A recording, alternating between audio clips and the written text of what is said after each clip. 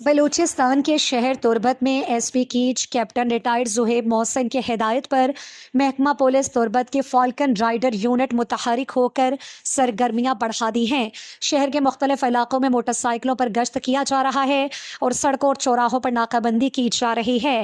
اس دوران گاڑیوں اور موٹر سائیکل سواروں کی جامع تلاشی لی گئی، جبکہ گاڑیوں کے شیشوں پر لگے سیاہ پلاسٹک بھی اتارے گئے۔ جیل روڈ پر ڈی ایس پی ٹریفک لال جان بلوچ کی سربراہی میں گزشتہ 2 روز سے ناکہ بندی کر کے مختلف گاڑیوں اور موٹر سائیکلوں کی چیکنگ کی گئی۔ چیکنگ کے دوران متعدد گاڑیوں کے کالے شیشے، ٹینٹڈ گلاسز اتارے گئے۔ ڈی ایس پی لال جان نے گدروشیا پوائنٹ کو بتایا کہ S P Kech captain Zohaib Mohsin کے سخت احکامات ہیں کہ شہریوں کے جان و مال کے تحفظ کے لیے مؤثر اقدامات کیے جائیں۔